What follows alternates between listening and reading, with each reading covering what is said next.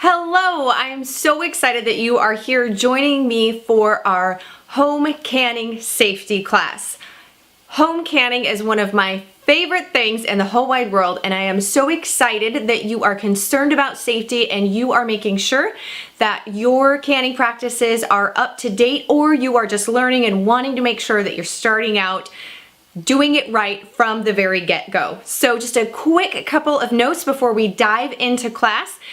Class will last at just an hour because I want to make sure that I'm being respectful of your time, but that I am getting all of the information in there that you need to know in order to stay safe. And at the end of the class, I will be going over some of the most common and most asked questions that I get when it comes to staying safe with your home canning. So you may have questions as I'm going through class, but there's a pretty good chance that I will be answering it in an upcoming section as we go through. I am really excited to meet you. My name is Melissa K. Norris. I am the author of the Made From Scratch Life, the host of the Pioneering Today podcast and the Life Pioneering Today show at melissaknorris.com. I'm also a fifth generational homesteader and a lover of all things in mason jars. So welcome. We are going to dive right into class, and I will see you in our Q&A session when we get through class. Again, I want to welcome you guys. We're going to be talking about how to stay safe in home canning with me, Melissa K. Norris. So these are some beliefs that I have got going on. I believe that you shouldn't have to question if the food that you feed your family will make them sick. Can I get an amen there? I believe that your food should not come with a side of pesticides, chemicals, or GMOs. I also believe, and I have a feeling that the rest of you probably believe this too, that we shouldn't have to depend upon a grocery store for our food or be at their mercy for the prices of said food. I don't know about you guys, but every time I go to the grocery store to purchase food, I feel like the prices just keep going up and up and up. It seems like they're always going up and I'm spending more money, but I'm bringing home less food when I actually get through the door. And I also believe that everything looks and tastes better in a mason jar. I keep joking and say I'm going to have this made into a t-shirt or printed on a mug for myself, but I truly do. Mason jars make my world go round. And there's also a bonus. So class is going to be right at about an hour. I'll do my best to be respectful of your time and try to make sure we get all of the information packed in there. But if you stay until the end of the presentation, we're going to be talking about some pretty cool bonus items that you can get. So I'm giving you a little tiny teaser there. Okay, so what we're going to be covering in class today, what you're going to be learning. I'm going to be giving you the hardcore canning rules that you cannot bend. Now, I like to say I'm a rebel and all that fun stuff, but when it comes to canning, there are certain areas that you cannot be a rebel in if you want to make sure that you are staying safe. So we're going to go over that. We're going to be talking about the lowdown on botulism. That's usually people's main fear when it comes to canning, and with good reason, but I want you to understand how it works and how we can avoid it when we're canning so that you can be canning with confidence and safely. We're also going to go over how to safely operate your pressure canner, because I know a lot of people get really nervous when it comes to operating their pressure canner, but once you understand the way that it operates and all the functions of the different parts, then you'll know how to avoid having any dangerous things happen with your pressure canner, and then you won't be as scared to be using it. So a quick introduction for those of you that don't know me. My name is Melissa K. Norris, and you should be seeing up on the screen shortly a picture of myself and my family. So I'm married to my lovely husband, going on 18 years this September. We've got 2 kids, and we live on a fully functioning homestead. So we have almost 15 acres. We raise all of our own grass-fed beef cattle. We raise our own pork. We have our own laying hens, and right at the back of the tree line in the picture there, you can see our coop. So we've got laying hens, and then we also raise and butcher ourselves our own meat chicken. So we raise all of our own livestock for all of our meat throughout the year. And then we also have a large vegetable garden, which you'll see we're standing in front of. We've got pole beans going behind us there. My family has actually been seed saving that strain of heirloom pole beans. We call them Tar Heel green beans because my grandparents came from Appalachia, North Carolina, and brought the seeds with them here to Washington State, where we live and our homestead is at. And so we grow in all heirloom gardens so that we can seed save, and then we've got a lot of fruit. And we raise about 50% of our own food and then preserve it, and canning is one of the ways that we do that so that we've got food throughout the whole year. But I also, I share this, we have our fully functioning homestead, but my husband and I both work day jobs. I'm a pharmacy technician, and my husband works as a sawyer. He cuts guitar tops, and then he's also a volunteer firefighter, county fire commissioner, and an EMT. And so I share that with you to let you know that it's completely possible. You don't have to grow all your own food in order to can it, but it does definitely keep costs down. But you can do that, and we put up and can between 400 and 500 jars a year while still having a day job. So I just want to let you know that it is possible. So let's move into food storage. Specifically with canning, one of the wonderful things about having your own food storage built up, and that's what we do with our home canned goods, is it's a very frugal way to build up your food storage from your own garden or local produce sources. So even though we grow a large majority of our own food, there's still some items. I don't have an established asparagus bed, so I will buy asparagus when it comes in season from local sources, and then we usually put up between 30 and 40 jars of pickled asparagus because that happens to be one of our favorite things.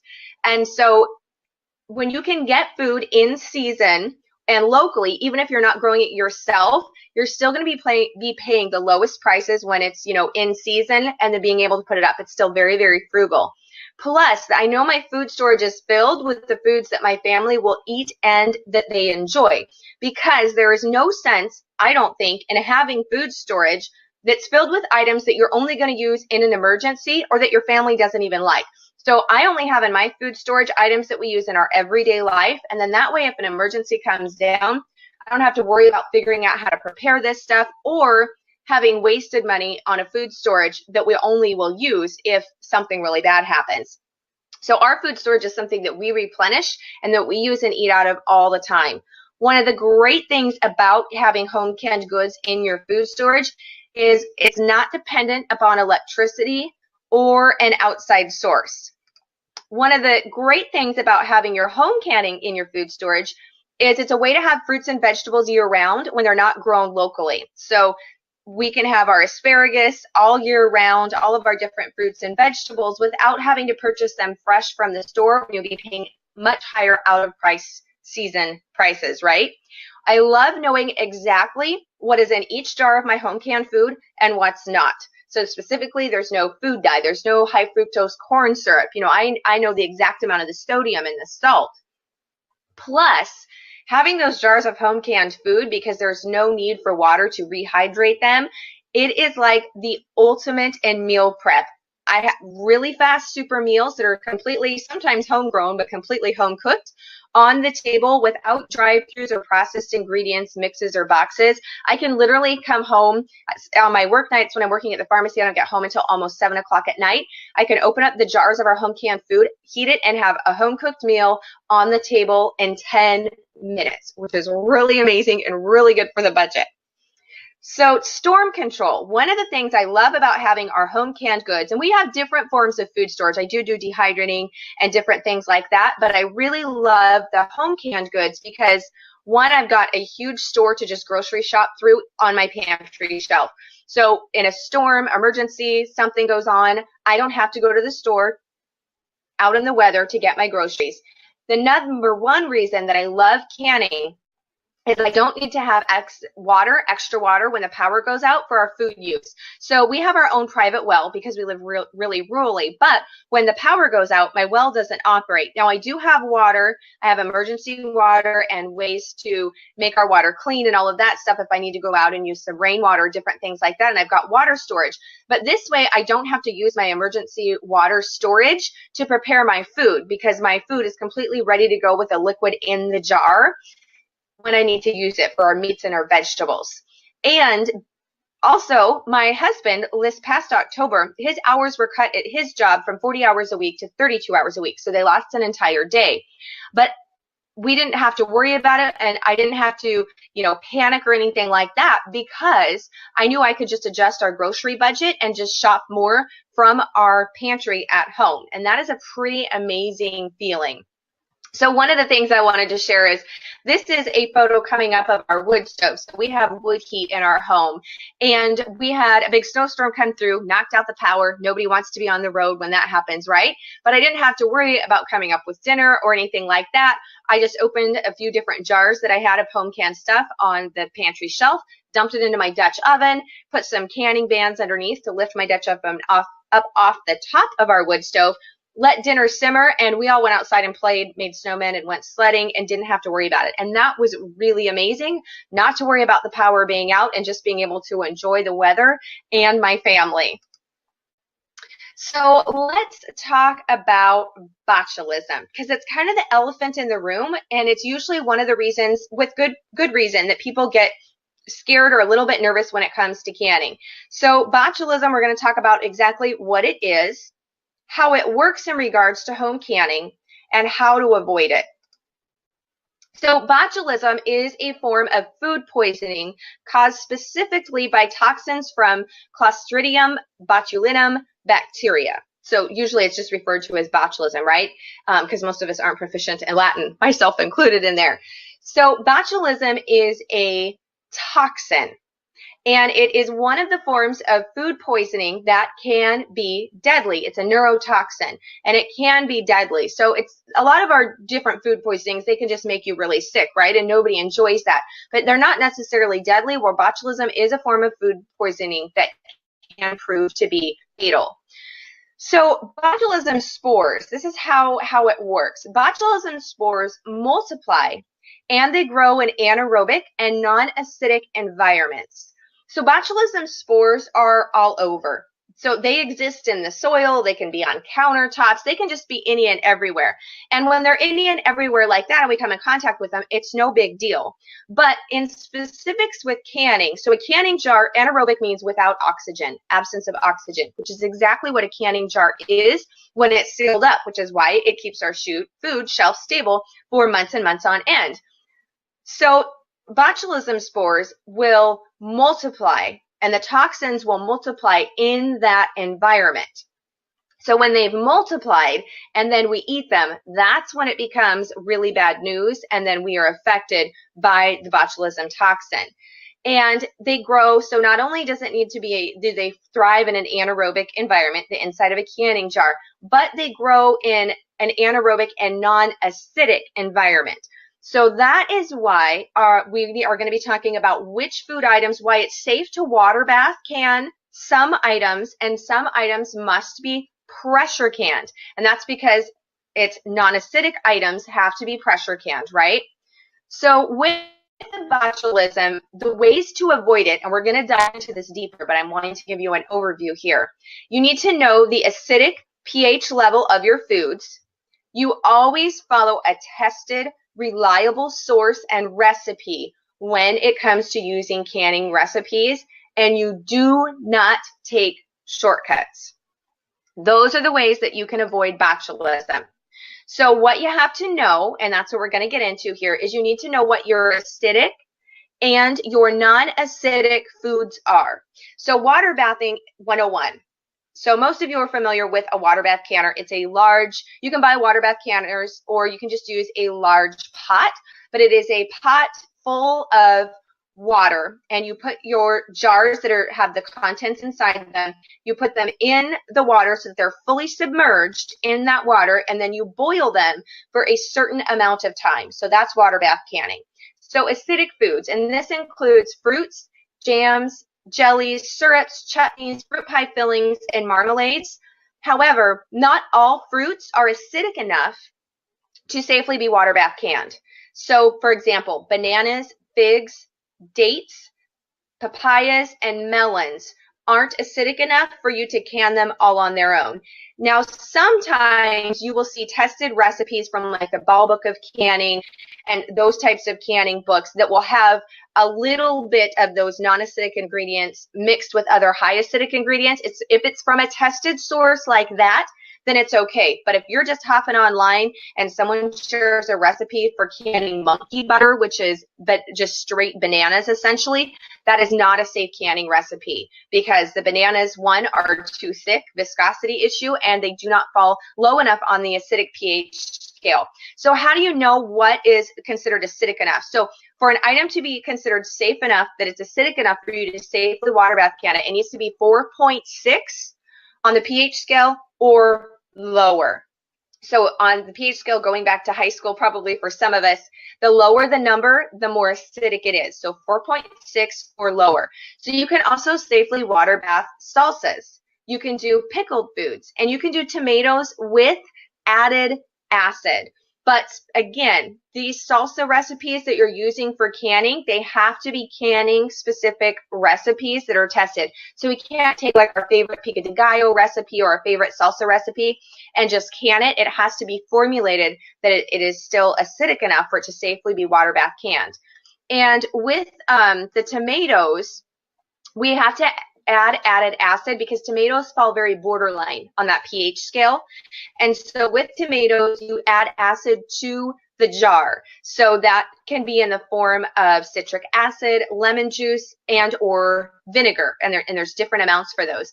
But there's a little bit of a confusion because some people think that if it's an heirloom variety of tomato, then it is safe for you to can that without adding acid, and that is incorrect. Even heirloom varieties have been tested as not having enough, being acidic enough on their own without the added acid, that they're not safe to can on their own. So it's not a variety of the tomato. All tomatoes need to have added acid to them. So now we move to pressure canning. So to safely can non-acidic foods, which is going to include all vegetables unless they are pickled, right? So we can do pickled asparagus, we can do pickled garlic, we can do pickled cucumbers, but that's because we're using a canning safe brine ratio that makes them acidic enough for us to can. So all vegetables need to be pressure canned. Meats, we can do fish, chicken, beef, crab, combination recipes. So you can can up your own soups, chilies, stews. You can do your own bone broth at home. Have that ready to go. Chicken, vegetable, and beef. So pressure canning really opens the door to a huge amount of things that you can then have home canned and sitting on your shelf. So I love pressure canning because it really, really, really increases all of the items that we can have on our shelf and have it be shelf stable, which is fabulous. Venison. When we're lucky enough to get a deer, we can up a lot of our venison as well. So though, even with a pressure canner, sometimes people think that because they see an item canned on the store shelf that you can can it at home, and that's not always the case. Commercial pressure canners can get higher and hotter than a home pressure canner can, which is why you'll see on the store shelf canned pumpkin pie filling, canned pumpkin puree. But we're going to get into what you cannot can at home, even with a pressure canner. So I've got a do not can list that we need to go over. So these are items, even with a pressure canner, that you can't can at home. First up is dairy products. I see a lot of things floating around on a lot of preparedness and survival websites talking about canning milk. So there are no safe tested procedures and times for canning dairy products. So if you're canning soups or different things like that, where you would want to make a cream soup, you omit that. One is dairy is not going to hold up to the high heats of canning. Oftentimes it will curdle and it will break down. But the most important reason is there are no tested times for us to know how long to process it and at what pounds of pressure to ensure that there would be no botulism spores left in there.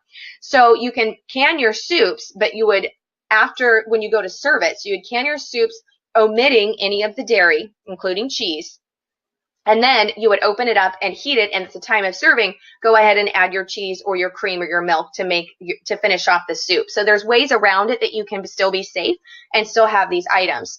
Next up is grain and wheat products. And some of these on the do not can list is because it's a safety issue or it's an end product issue. It's not going to be good. And sometimes it's both. So grain and wheat fall under the both categories. I know you will see on the store shelf canned chicken noodle soup, right? Well, home canning, that's one of the instances where we can't add the noodles. One of the reasons is they will expand with water. They will break down with high heat of pressure canning. And they can create thick pockets And if an area is too thick, if it's a viscosity issue, then the heat can't evenly penetrate through all the areas of the contents of the jar to ensure that the botulism spores are killed. And so when you have things like pasta and noodles or rice and barley and all of those things, those swell up, right, when they're cooking, and they keep absorbing water. And so they are just not candidates when us canning at home to be safe. So again, make up your soup base without those items, and then you just add it at the time of cooking and serving instead. Another thing that I see going around a lot that is not safe to can at home is when it comes to fats. So specifically a stick of butter or your own, shortening, and bacon. So I have seen where people have said go ahead and can up your sticks of butter to increase the shelf life, or to can complete jars of bacon. Those are not safe. Fat is too thick for the heat to get all the way through, again, to make sure all the botulism is killed. Now, there are some ways that you can incorporate this into your home food storage. I freeze dairy, cheese, and butter all the time. It freezes and thaws beautifully. So I use my freezer for that, because my freezer does not have all of my fruits and vegetables and meats in it, because I've been canning those. So that makes room in my freezer for items that are not safe candidates for canning. You can dehydrate them, right? So they are great things that you can dehydrate and have them in that form, or if you've got a freeze dryer, that you can do that. So there's other ways to do those, but it's not for canning. Now with bacon, there are some recipes that are tested recipes. So for example, making homemade baked beans, and you can have a small amount of bacon in those recipes. And that's because you're having a small amount for flavoring, and it's not all fat. It's just not a whole can of bacon. So that is safe. Those recipes have been tested for the amount of fat that's on them and the amount of bacon that's going into the entire full recipe. So that's different, but I just want to be clear that canning full jars of bacon and full jars of fats is not considered safe practice. So on the do not can list, we have got eggs, even pickled eggs. And this one confuses people because we can pickle vegetables and that makes them safe, but pickled eggs are not, because eggs are too thick for the pickling brine to get all the way through to make the entire egg acidic enough to make sure that there's no botulism in there. And pickled eggs have been tested and have tested positive for botulism. So you can make your pickled eggs, but that's for your cold storage in the fridge. Those are not items that you want to be having on the shelf or trying to can. The next up thing that we've got on our do not can list is mashed or pureed vegetables. So this really falls into when we're talking about our vegetables, specifically like mashed potatoes. You can't home can mashed potatoes. You can can cubed potatoes, and then at the time of serving, you can make those into mashed potatoes. This is really where we're going to be beginning to talk about with pumpkin. So a lot of times I will see people will have recipes up for pumpkin butter, and then people will want to can it. You cannot can pumpkin butter or home pumpkin pie filling or pureed pumpkin because it's not acidic, right? That's why we can can apple butter and we can do fruit butters, but pumpkin is a vegetable, not a fruit. So it's not acidic enough. Even in a pressure canner, you can't because it's too thick. Pumpkin is very thick. And so you can can pumpkin safely, pressure canning it in cubes. So you can do winter squash in cubes, making sure that you're not packing the jar too tight so that it is getting smushed. And then you can can it that way. Then when you want to make your pumpkin pie filling or whatever you're doing with it, you just would drain it and then you would puree it up and use it to bake your pie or whatever it is you're going to do with it. So I just wanted to make sure that we went over that because that's one where people see it on the store shelves and they, don't realize that you can't do that one at home. Up on our list too is sage. Now sage isn't a safety issue, but sage when canned, especially if you're adding, I love sage. I like to add sage to all of my soups and stews and that type of thing, but it can turn very bitter once it's been canned and is sitting on the shelf. So we don't put sage in when we're canning just because it can create an off bitter taste in the product. Instead, we just add the sage at our time of cooking, when we're reheating it to eat it. Then we need to talk about on our do not can list is thickeners. So here, and I'm going to tell a story on myself. a lot of times in older canning books, you would see recipes for making home canned pie filling, which, amen, I love my home canned pie filling, because around here where I live, apples come on usually, depending upon the variety, from August through September.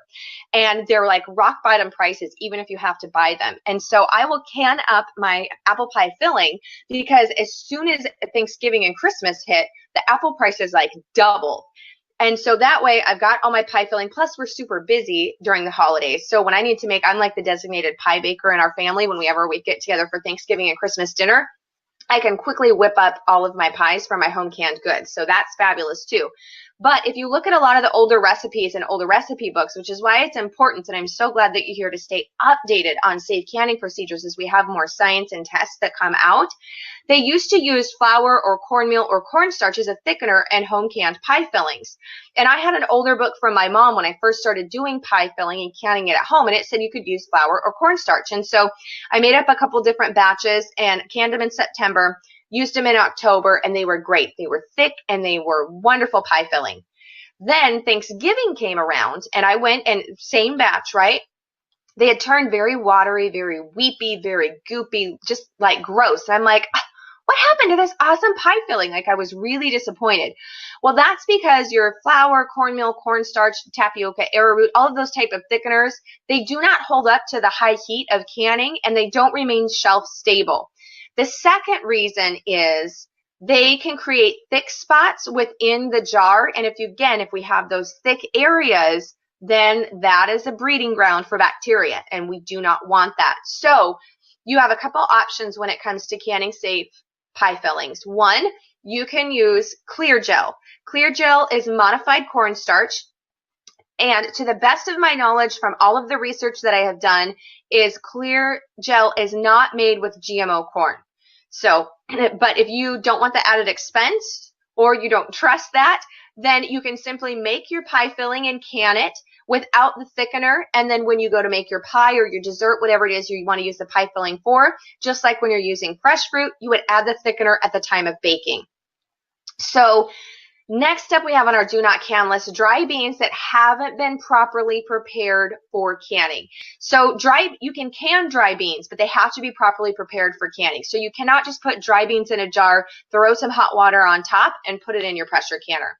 They have to be soaked, and there's procedures for doing dry beans. So wanted to let you know that. Sometimes I see people who think that you can just do a hot pack with dry beans without properly soaking them and can them. And that is not the case. So talking about processing methods, we need to talk a little bit about unsafe processing methods that I see floating around. That's going to be oven or solar canning. So we need to talk about that. Now for dry goods, that's completely different. But I'm talking about actually using this to can your vegetables or your jams and jellies, fruit syrups, that type of thing. So in theory, I see why some people think that an oven or solar canning would be okay, because boiling water, so when we're water bathing something, 212 degrees Fahrenheit is the temperature of boiling water, okay? And when you are using a pressure canner, 10 pounds of pressure is 248 degrees Fahrenheit at 10 pounds of pressure. So people will heat their oven to, say, 250 degrees, and they think, well, that's way over even for boiling water if they're going to be processing, tomatoes or whatever it might be. But here's where the problem lies.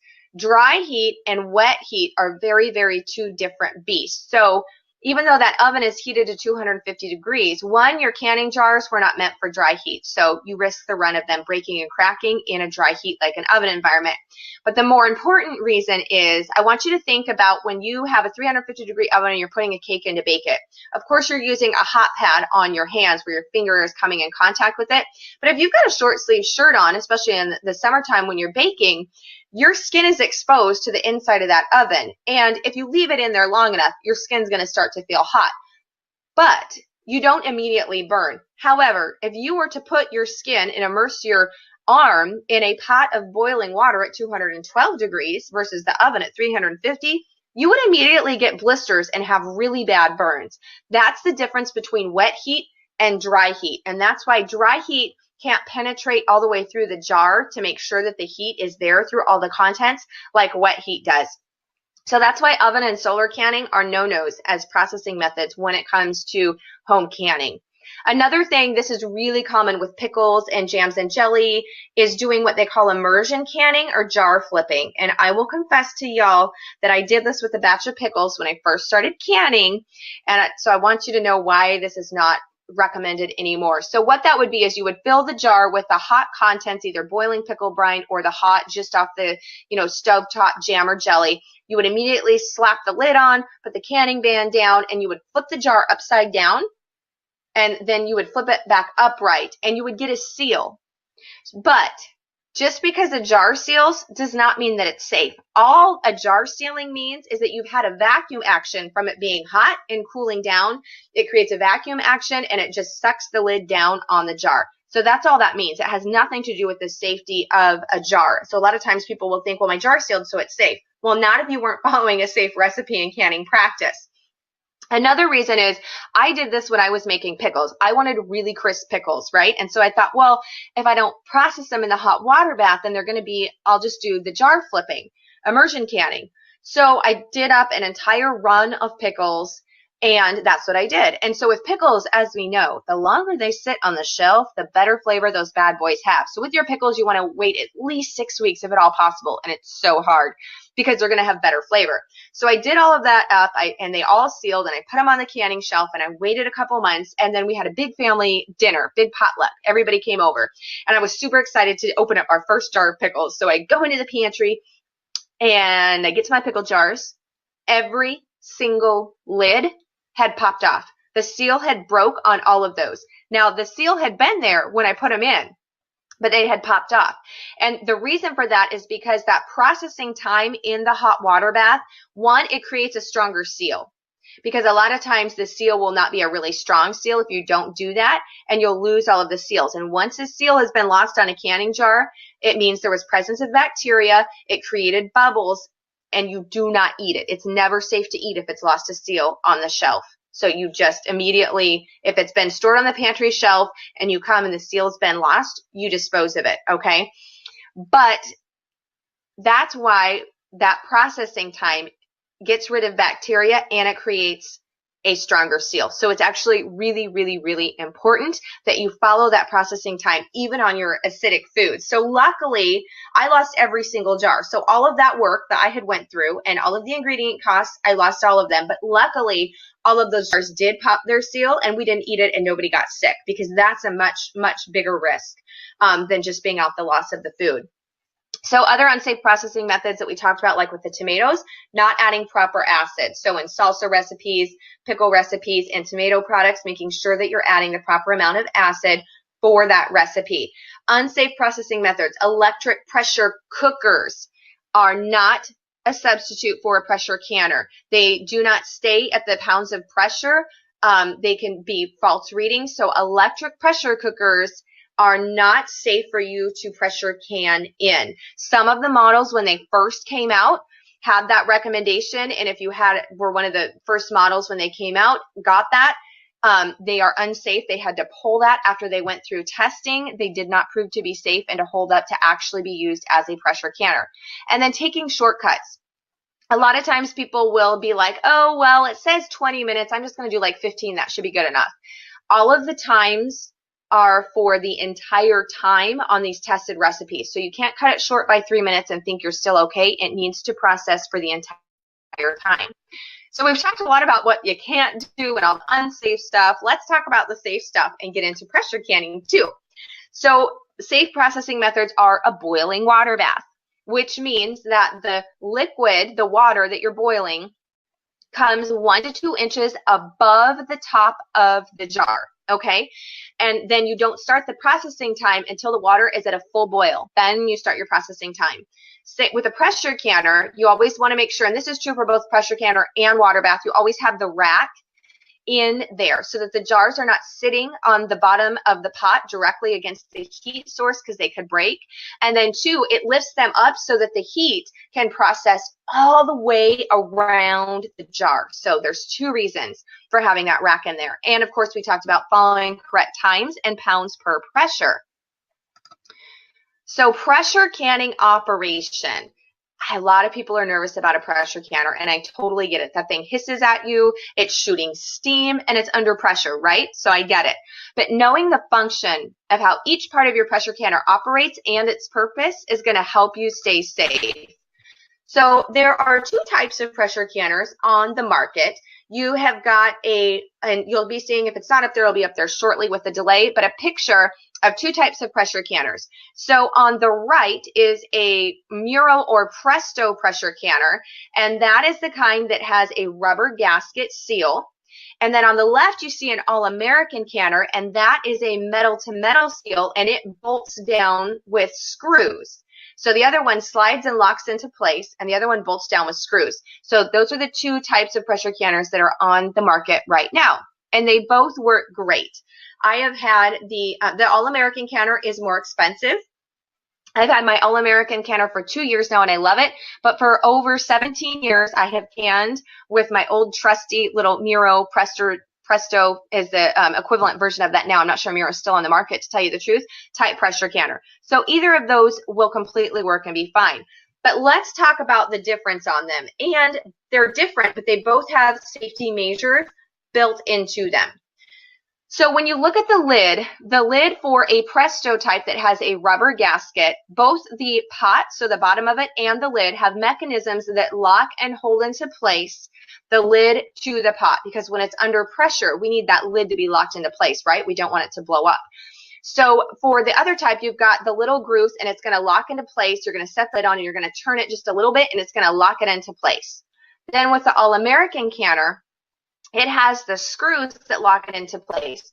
And then they each have an additional safety feature that keeps that lid locked onto the pot above and beyond either the locking mechanism on the lid or the screws on the All-American.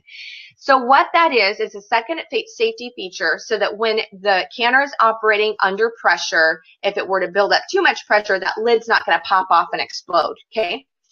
So what we've got is on the All-American canner, you'll see a little arrow there. On the front and the back in two spots, there's an extra hook that hooks and holds that onto place. So even if the screws were to fail for some reason, there's that extra hooks that's going to hook and keep it on.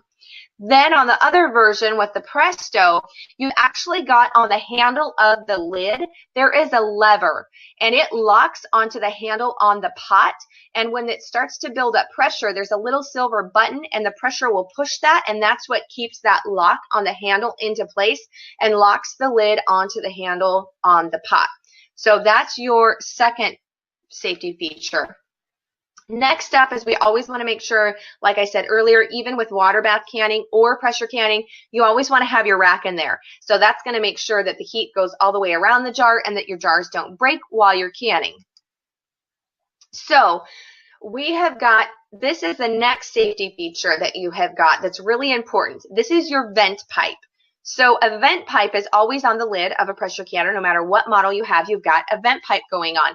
And this is what allows it to vent and to exhaust the steam as it's building up pressure. Now, one of the really important things with your vent pipe is when you first put your lid on is that you let that pipe vent with steam coming out of it for 10 minutes before you ever put the weight on.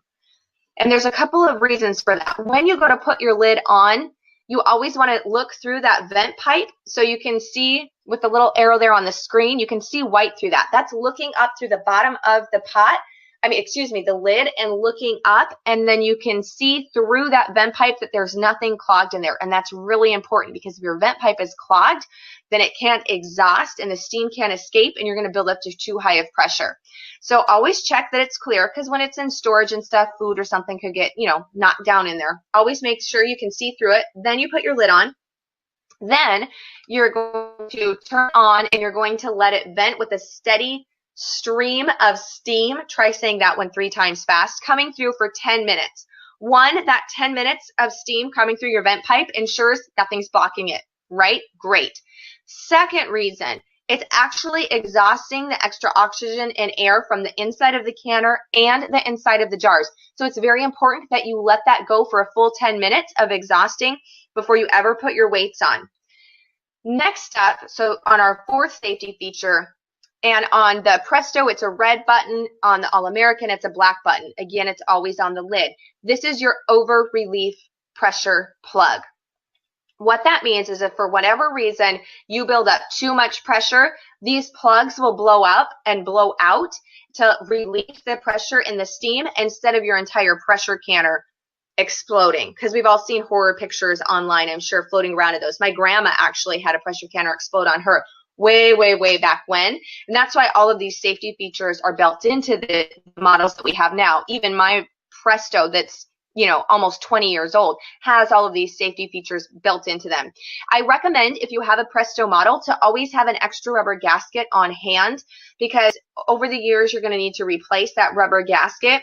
The rubber over time will kind of shrink, and when that happens, then air can escape and it can't build up to pressure. It's not forming a solid steel. That's the great thing about the All-American, is you don't ever have to worry about replacing the rubber gaskets. But that being said, I used, like I said, for almost 20 years, the other version, and just periodically, usually about every 2 to 3 years, would need to replace the rubber gasket. So next up on our safety features, we have got the actual pressure dial and the weighted pressure gauge. So after we have assembled everything correctly, we have let our vent pipe exhaust for 10 minutes, then we're going to put our pounds of pressure on. So on the Presto or the Mura model, you see the picture on the right, a weighted gauge dial. So it says 5, 10, and 15, and those are the pounds of pressure. So whenever you set it on that part, then it's at those pounds of pressure. The All-American canner on the left, you see a gear gauge or a dial gauge that has the numbers and a little, you know, dial that goes and goes up. Now on my All-American model, it has both the dial gauge and the weighted pounds per pressure gauge. So this is really important for you to know.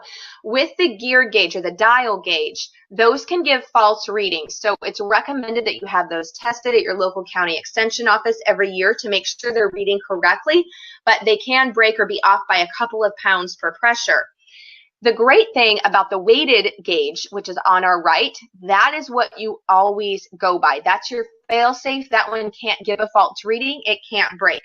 So when you've got it at that 10 pounds of pressure, it's going, when it has reached the 10 pounds of pressure, it will start hissing and jiggling.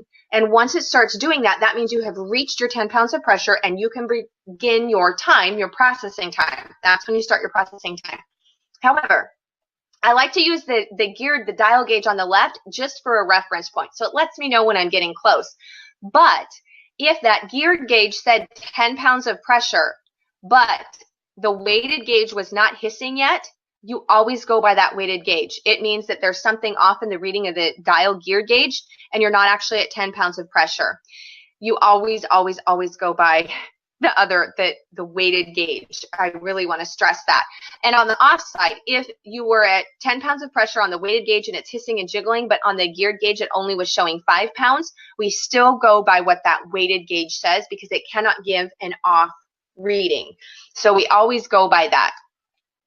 I want you to write this down. So your pressure control unit, the weighted dial gauge that has the 5, 10, and 15 pounds of pressure, should jiggle 1 to 4 times a minute, no more, no less.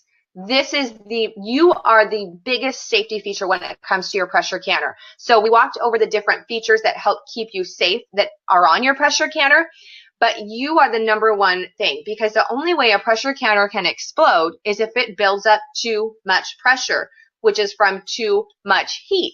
And so you can see when it begins to build up too much pressure, and whenever you're adjusting your heat with canning with a pressure canner, small increments. We don't want big swings. You would just bring it down a little bit or put the heat up a little bit. And once you've canned on your stove a few times, you'll know then on your stove and the dial where it needs to be for your pounds of pressure. But I want to talk about the 1 to 4 times a minute, no more, no less. The reason for that is if it starts to jiggle less than 1 time a minute, then you have actually fallen below that pounds of pressure and you have to start your time all over again. Because for it to be safe, for example, doing green beans at 10 pounds of pressure for 20 minutes, if at the 15-minute mark you fall below 1 time per minute, you have fallen below 10 pounds of pressure and you have to start all the way over again. It has to be that full 20 minutes at the pounds per pressure. On the flip side, if it's going more than 4 times a minute, you are actually above 10 pounds of pressure and you need to reduce the heat. We don't want it to build up and have too much pressure. I like to keep mine about 2 to 3 times per minute. That way, if it starts to, get too hot, I have a little bit of wiggle room either way. If it starts to go down to 1 time per minute, I increase the heat. So I just wanted to give that in it. When you're pressure canning, that's something where, it's not like you set it for the 20 minutes or the hour, depending on whatever it is you're canning and the time, and you leave. You can go to the bathroom or you can run outside and grab something, but you need to be able to hear it. You need to be staying in the proximity that you can hear to make sure that it is jiggling the correct times per minute. So there's some newer guidelines when it comes to canning, and there's a couple of things that you can do that are going to save you time, but will not have any implication on the safety features, and that is there is no longer a need to preheat the metal lids. It used to be that you would preheat those metal lids to soften up the rubber and that you would think that you would get a stronger seal. About 4 or 5 years ago, they came out and said, you don't need to preheat those lids. Now, this is with the metal lids. Tattler lids that are the reusable canning lids that are the hard plastic, that's different. Their instructions still have you heating them, but this is just for the regular metal canning lids. You don't need to preheat them. And so I have not preheated mine since they came out with that for like 4 or 5 years, and I've not had any seal failure, which has been fantastic. So that's a step you don't have to take anymore. And you do not need to sterilize your jars if, this is the if, the processing time is 10 minutes or longer. Okay, so the reason used to be people would sterilize the jars, but if it's for 10 minutes or longer, they still need to be cleaned. So hot soapy water and rinse, and you don't want the jars to be cold, because if you're putting in hot jam or jelly, hot pickle brine, hot food, the jars can have thermal shock and they can break. So they still need to be warm, but you don't need to sterilize them, which is fabulous. And then I am so excited that you are here, because I know that you want to offer your family healthy food free from questionable ingredients. You want to have the insurance of a home food storage for whatever storms come up. Like I shared financial with our family. My husband's still actually on cut hours at work. They haven't went back to full time. It can be man-made, inclemental weather. And you want to be able to preserve food for the off season that is shelf stable and quick to prepare on busy nights, because that is a lifesaver. You've got lots of options when it comes to canning. You can go and do it yourself. You can spend time researching, which this is a form of research, and I am so glad that you are researching and learning safe procedures. You can also hope that you can find somebody knowledgeable and who's up to date, and that's really important that they're up to date with their canning procedures in your area, and coordinate your schedules for some lessons. I actually have taught home canning classes in our community, but being able to coordinate with the community kitchen and then everybody's schedule and my schedule, I haven't been able to do it this year. And also, it's really important that they know that you can't do the jar flipping and the correct percentages of pickling brines and all of that kind of stuff. You can take advantage of others' mistakes. I think I shared quite a few of my failures with you guys today. Someone else who has done the research. I have spent hours and hours doing the research as I was writing my books. I'm the author of The Made from Scratch Life, and it has canning recipes in it, and making sure that I'm not feeding my family anything, right, that could be harmful or is an old procedure. All of the information in one place, no hours lost going down the internet rabbit hole. I cannot tell you guys how many times I have jumped online to find something and have spent hours researching it. And then getting support from others, because it is pretty amazing when you can your first jar and you hear those pings and people get it, because a lot of people don't get it. And I will tell you, I'll have a confession to make. I will go into my pantry just to look at the shelves and shelves of a home canned food, just because I think it's so pretty. So that is our Home Canning with Confidence e-course. And I'm super excited about this. In the e-course, here's what you get. And I will be getting to all of your guys' questions in just a minute, because you have some amazing questions and I want to get those answered. So inside the Home Canning with Confidence e-course, there's 30 video tutorials with step-by-step instructions. There's bonus printables, download guides, cheat sheets, charts, and recipes. So you can download those, print them out, have them all access. And it's an online training portal with everything in one place. We cover canning safety, terminology, and equipment operation, because those are really big things. We go over water baths, so fruits, jams, and jellies without store-bought pectin and low sugar, so that you don't have to rely on a source of pectin. And then I also share the only store-bought pectin that I use and how you can do completely sugar-free variations of those. pickles, vinegar, and brines for canning. How to keep your pickles crisp without safety issues, which means we're going to be processing them in our water bath. Tomatoes and salsas and sauces. I have a time-saving tip for making tomato sauce that requires absolutely no blanching and peeling of the tomatoes that saves you hours. We go over pressure canning in great detail. So raw and hot pack tips, when to use which method, vegetables, including fresh picked beans and dry beans, meat. I share how you smoke fish for canning and then how to can it. It's a little bit different than if you're just smoking fish to eat. Broth and combination recipes, so soups, all of that, plus how to store your jars, and then troubleshooting, like this has air bubbles in it. Is that normal? When do I throw it out? What's the best way to get the complete amount of shelf storage life on canned goods? So you get access to all 4 models. We have a private Facebook group, and I also do a monthly live bonus Q&A session, so you can ask questions and we can go over those live. What you're going to create, because this is amazing, is knowing that peace of mind, knowing you have a home food storage to feed your family that's not dependent upon the stores.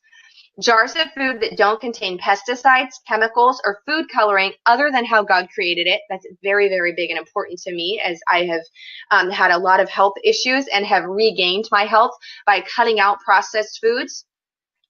Quick meals for busy nights. Amen. Without running to the store, takeout, or delivery. Total lifesaver there. Traditional skills you can pass down to your friends and family. And this is a super big bonus. Homemade gifts of mason jars filled with home canned goodness. My Christmas boxes that I give out, I actually have to hide extra jars to give them when they go out the door because they're so excited that they open and eat some of the pickles before they can even get home on Christmas Day. So total value, you get full access to all 4 models, which is $147. And like I said, 30 videos there. Bonus number 1 is you get instant access to the members only Facebook group, which is a $47 value all on its own. It is packed with people who are going through this, and seeing the help and the engagement there is amazing. Bonus 2 is the live Q&A sessions we do every month, and then past Q&A sessions are loaded in there for you too. So you go back and watch those from the very beginning when we first opened the class. I've got a fast action bonus. So if you join in the next 24 hours, you get my favorite from scratch recipes that are made from home canned goodness. So this is how you can take the recipes that you've canned up and make them into really quick, awesome meals. There is both a full one-time pay, and there's also a monthly payment plan as well. Here's some testimonials from within the group. I love these. I feel more confident in general with canning, comfortable knowing that when a blizzard is approaching, I don't have to rush to the store and stock up on things because I now keep better track of things. And I also have a plan in place in case we would ever have to evacuate, including a destination. And this one is a really fun, I love this one, is even though she's older, probably old enough to be my mom, and she's gardened and canned for years, I've managed to teach this old dog new tricks. Besides the camaraderie of being part of the great group of newbies and experience, their shared passion to learn all things homesteading, which is super fun. And this one I love. This is from our Facebook group, and this is from Kathy, one of the members in our group, and she says it took a couple of days. It was her first time ever canning meat. She finally did 40 pounds of canned chicken breast, 12 quarts and 19 pints, and 1 quart plus 4 pints of home canned chicken bone broth. Feels good to have it all done, and I couldn't have done it without your tutorials on safety and canning. And I love that. Those pictures are my favorites to see. So we have an early bird offer for you guys. It's only from this webinar, and it ends in 3 days, so 72 hours. The regular price is $147, but you can get everything. You get $50 off for $97 if you join now over the next 3 days. So I'm really super excited about that. So we covered a lot of territory, and I hope that you have got lots of notes taken down there, and I am really excited that you are making sure that you are staying safe and up to date on your canning practices. So let's dive into some of the most common questions that I get asked in regards to home canning. One of those is, what if you have a ceramic or glass top stove? Can you still pressure can and can on those? Now, of course, refer to your manufacturer guidelines that come with your stove, but there is one pressure canner that actually states in it that it is safe and that it is able to be used on a glass top stove. And I will be sending out emails that have lots more resources and information for you, so keep an eye out for those in your inbox. We'll be going over this stuff over the next few days. But yes, you can on a ceramic or glass top stove. You just need to make sure that you are using equipment that is rated for those types of stoves, but it is completely possible. What are the types of acids that you need to be adding to your tomato products or your pickling products to stay safe with your home canning? So this is a great question. In regards to tomatoes, there are 3 types of acid that you can use. One is citric acid, and that is in a powder form. The second is bottled concentrated lemon juice, and the third is vinegar. However, with vinegar, you have to double the amount, because lemon juice, and it's always bottled lemon juice, because that is an even concentration amount. When you are using fresh lemons, depending upon the type of lemon, and when they are harvested, the pH or the acidity level of that can vary, and so we use bottled lemon juice when we're adding it to things like tomatoes and to salsas, because all of our tested recipes have been done with bottled so that we make sure that we've got an even pH level going throughout it. So citric acid and bottled lemon juice, and if you use vinegar, you have to double the amount, because vinegar is not as acidic as lemon juice. You can also use bottled lime juice, especially with salsa. That's one of my favorite adaptations to make, and that one is completely fine. But if you decide to use vinegar, you can use that with tomatoes, but you have to double the amount, and that vinegar flavor, because we have to use more in order to keep it on the acidity level for safeness, that vinegar flavor can come out. So most people prefer to not use vinegar as an acid form with their tomatoes. Usually most people will use either citric acid, which is powdered, or the bottled lemon juice. Now, speaking of vinegar as an acid for canning, as we talked about in class that we just went through, brine for using vinegar in salsas and pickling for your vegetables to be safe is you always want to make sure you are using a 5% acidity vinegar. So I make my own homemade apple cider vinegar. I love it. It's great, super cheap and easy to do at home, but using pH strips and canning, and this is another question, we're just going to be leading into them here. Using pH test strips is not a reliable testing for your home canning recipes, because they just aren't accurate enough. And when you're testing, if you just test one jar, you might have different acidic ingredients in that versus the other, and so they're not recommended as a safeguard for doing your own home canning recipes. You're better off making sure that you're following tested recipes and sources in that aspect than it is using a pH strip. However, when it comes to the vinegar, we only use store-bought vinegar, and it needs to be at least 5% acidity, not our own homemade vinegar, because all of the tested brines and recipes have been done with at least 5% acidity vinegar to make sure that we stay safe. So you could use a 6% vinegar, because we can always have more acid, right? That's not going to hurt anything, but we can't ever go below that. And usually when you look at bottles of vinegar at the store and you're buying them, I don't think I've ever seen one that wasn't at least 5% acidity, but always double check, because some of the specialty vinegars, so think, you know, some of those different wine vinegars or balsamic vinegars or those special flavored vinegars, those may not be at 5% acidity. You'll need to check the level. But to safeguard, 5% acidity or stronger whenever you're using vinegar in your home canning. Another question that I get asked a lot is the shelf life of your jars. How long are they good? Well, it's going to depend upon how you store them, not being in direct light, not being hot and having extreme fluctuating temperatures, staying under 95 degrees Fahrenheit.